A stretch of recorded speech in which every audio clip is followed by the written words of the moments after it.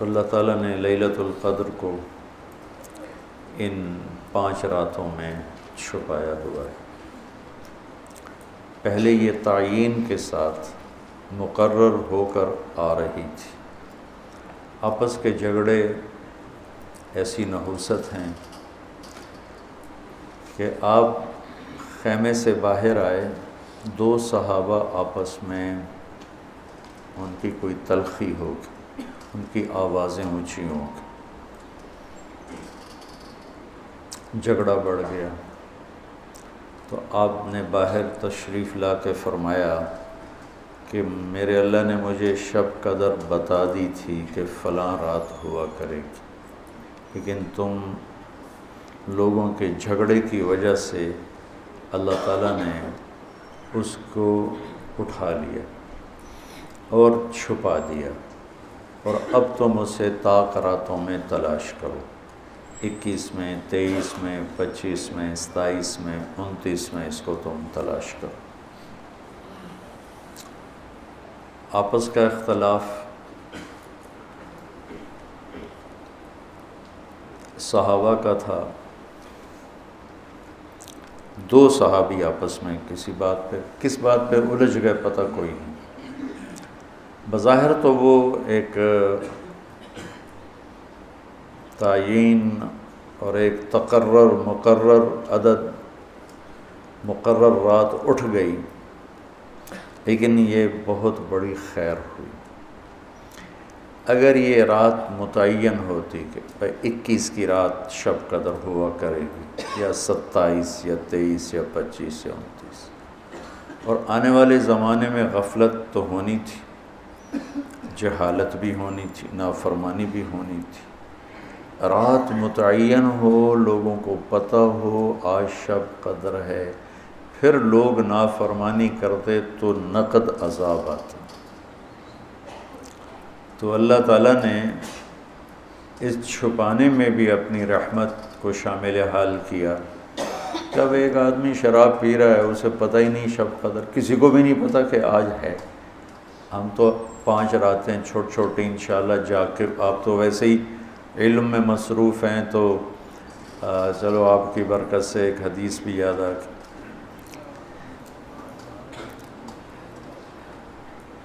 ابو ہریرہ رضی اللہ تعالیٰ عنہ فرماتے ہیں مدارست العلم ساعتاً، دارس یدارس، ایک دوسرے کے ساتھ علمی محاورہ کرنا، یا جس کو آپ تکرار کہتے ہیں، مدارست العلم ساعتاً خیر من احیاء لیلۃ القدر عند الحجر الاسود۔ اللہ اکبر، تم تو بڑے مالدار ہو یار، ہیں ماشاءاللہ۔ آپ کی رات اللہ کے فضل سے علم میں گزرتی ہے، تو اور لوگ بھی بیٹھے ہیں، میں ترجمہ کر دیتا ہوں۔ چند گھڑی، تھوڑی دیر کا علمی مذاکرہ، علمی گفتگو، علم کی طلب میں، علم کی تلاش میں، مناظرہ نہیں ہے، لڑائی جھگڑا نہیں ہے، علم کی طلب اور تلاش میں تھوڑی دیر علم کا مذاکرہ اور علم کی بات چیت، یہ حجر اسود کے سامنے کھڑے ہو کر لیلۃ القدر میں ساری رات نفل پڑھنے سے بہتر ہے۔ لیلۃ القدر بذات خود خیر من الف شہر ہے، ٹھیک ہو گیا، اور حرم کی ایک نیکی 1 لاکھ کے برابر ہوتی ہے، یہ بھی ٹھیک ہے، معلوم ہے، حرم مکہ کی ایک نیکی 1 لاکھ کے برابر، تو یہ رات حرم میں 1 لاکھ راتوں کے برابر ہوگی۔ 1 لاکھ کو 1000 سے ضرب دیں تو کتنا بنے گا؟ 10 کروڑ مہینے بنتے ہیں، 10 کروڑ مہینے بنتے ہیں، 10 کروڑ مہینوں کے سال بناؤ، لاکھوں سال بنتے ہیں، ہزاروں سال بنتے ہیں، تو علم کا مذاکرہ، علم کی طلب میں، علم کو سیکھنے کے لیے تھوڑی دیر بیٹھنا، وہ حجر اسود کے سامنے لیلۃ القدر میں ساری رات نفل پڑھنے سے بہتر ہے۔ یہ تو ہو گیا عام دنوں میں۔ جب یہ علم کی طلب رمضان میں ہو تو ہر عمل پہلے ہی 70 گنا بڑھ جاتا ہے۔ فرض، علم کی طلب تو فرض ہے، تو فرض 70 گنا ہو جاتا ہے، نفل فرض بن جاتا ہے، تو اس کو ملٹیپلائی کرنے کے لیے کوئی کمپیوٹر بھی کام نہیں دے گا۔ یقیناً ایک رات تو ہوگی اس میں، 5 راتیں اگر ہم جاگ لیتے ہیں، یقیناً ایک رات اس میں شب قدر ہے۔ تو اللہ کے نبی شد المیزر، ان آخری عشرے میں خوب محنت فرماتے، کمر کس لیتے، اور ساری زندگی اعتکاف بیٹھے۔ آپ نے کبھی اعتکاف نہیں چھوڑا، فتح مکہ پہ چھوٹا، لیکن شوال میں آ کے بیٹھے، 1 مہینہ پورا اعتکاف کیا، پھر 20 دن کیا، پھر 10 دن، پھر 9 رمضان میرے نبی کو ملے، 9 رمضان۔ تو ایک میں اعتکاف چھوٹا اور باقی میں آپ نے مسلسل اعتکاف فرمایا۔ لیلۃ القدر کی صرف تلاش نہیں بلکہ اعتکاف اللہ کے در پر پڑ جانا ہوتا ہے۔ اور یہ نا ایک مناسبت ان سارے فرائض میں مجھے ایک نظر آئی جو میں آپ کے سامنے پیش کرتا ہوں، ٹھیک ہے؟ تو اللہ کی طرف سے لا الہ الا اللہ، یہ کلمہ معرفت ہے، شناسائی کا کلمہ ہے، لا الہ الا اللہ محمد رسول اللہ۔ یہ اس کو کلمہ معرفت کہتے ہیں۔ معرفت کہتے ہیں پہچان کو۔ کلمے کے ذریعے سے ہمیں اپنے اللہ کی پہچان ہو۔ نماز کے ذریعے اس کے اندر تعلق پیدا ہوا، تعلق پیدا ہوا۔ نماز کے ذریعے وہ پہچان تعلق میں تبدیل ہو گئی، روزے کے ذریعے وہ تعلق محبت میں تبدیل ہو گیا۔ بھوکے پھر رہے ہیں، عاشق ہوویں عشق کماویں، دل رکھیں وانگ پہاڑاں ہو، سہ بدیاں ہزار علامیں، کر جانے باغ بہاراں ہو، منصور جے چک سولی دتے، جڑے واقف کل اسراراں ہو، سجدیوں سر چائی نہ باہو، توڑے کافر کہن ہزاراں ہو، عاشق سوئی حقیقی جڑا قتل معشوق دے مننے، سر نو جوڑے تے مکھ نہ موڑے، ہمیں 100 تلواراں کھنے کھنے سہے، سچا عشق حسین علی دا باہو، سر دتے تے راز نہ بھنے۔ لا الہ الا اللہ محمد رسول اللہ پہچان کرواتا ہے۔ نماز اس پہچان کو ایک تعلق میں بدلتی ہے، روزہ اس تعلق کو محبت میں بدلتا ہے، اور اعتکاف اس محبت کو عشق میں بدل دیتا ہے۔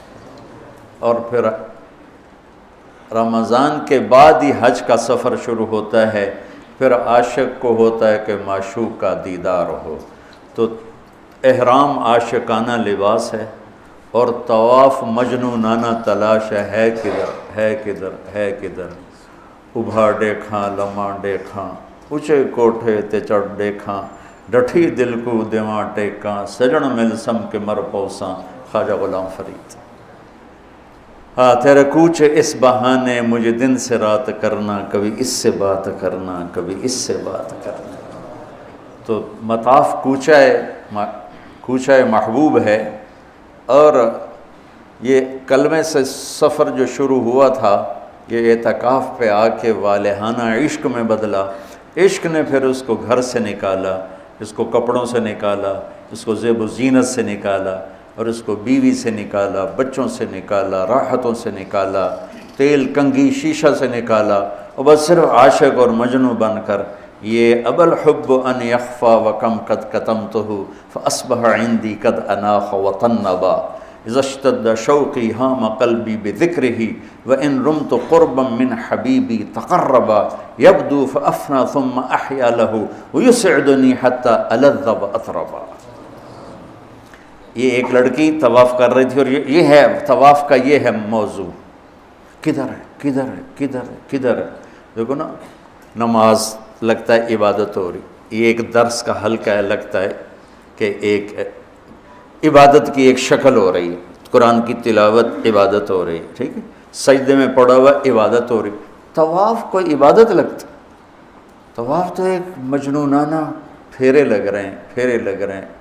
یہ اس 3 شعروں کے صدقے میں طواف ہے. اسماعیل فرماتے ہیں کہ میں طواف کر رہا تھا تو ایک لڑکی بدو یہ شعر پڑھ رہی تھی. بہت میں نے محبت کو جھٹکا، پر اس نے ڈیرے ڈال دیے، خیمے گاڑ دیے، تنابیں کس دیں اور رسیاں کھینچ دیں، اور میرے سارے وجود کو اپنے عشق میں ڈھانپ کے رکھ دیا. اس کا نام آتا ہے میں بے قرار ہو جاتی ہوں، اس کے لیے تڑپتی ہوں، مجھے زیارت کراتا ہے، زیارت کراتا ہے، میں مر جاتی ہوں، پھر اس کے عشق میں دوبارہ زندہ ہو جاتی ہوں. اب اسماعیل جیسا علامہ اور فصیح، وہ لڑکی تجھے شرم نہیں آتی؟ حرم میں ایسے شعر پڑھتی ہے. اس نے کہا لولت تو قالم احجر عن وسنی. اسماعیل غلط نہ سمجھنا، یہ میرے رب کا عشق ہے جس نے رات کے اندھیرے میں مجھے یہاں پہنچایا ہوا ہے. پھر وہ کہنے لگی کس کا طواف کر رہے ہو؟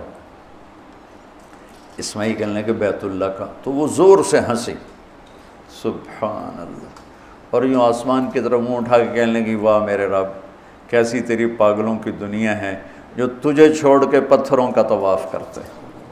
اسماعیل کہتے میں بے ہوش ہو کے گر گیا، اور جب مجھے ہوش آیا تو لڑکی جا چکی تھی.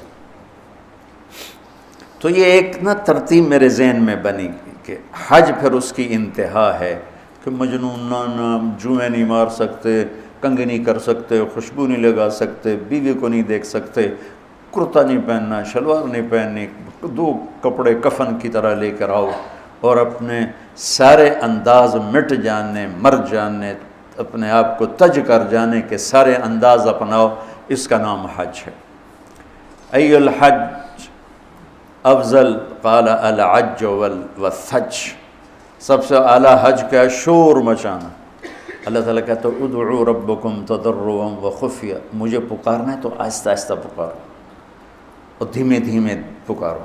اور جب کہتا ہے حج پہ ہو تو کہتا ہے زور لگاؤ، پاگلوں کی طرح کہو لبیک اللہم لبیک، پاگلوں کی طرح، کہ نظر آئے کہ عاشق آ گئے. جو بلے شاہ فرماتے ہیں تیرے عشق نچایا کر کے تھیا تھیا، تو یہ حج وہ عشق ہے جو تھیا تھیا کر کے نچاتا ہے، بے قرار کر کے نچاتا ہے. تو یہ ایک ترتیب ہے میرے ذہن میں، ممکن ہے ٹھیک ہو، اللہ کرے ٹھیک ہو، نہیں تو بہرحال میرا ایک استنباط ہے. تو اعتکاف اللہ کے در پہ پڑ جانا ہے، اور اعتکاف والوں کو فضیلت ہے کہ وہ سوئے بھی ہوں تو ان کے لیے عبادت لکھی جاتی. باقی ہمارے جیسے لوگ تو نفل پڑھیں گے تو عبادت لکھی جائے گی، قرآن پڑھیں گے تو عبادت کا اجر لکھا جائے گا، اور اعتکاف والا سویا بھی ہو تو قلم اس کا چلتا رہتا ہے.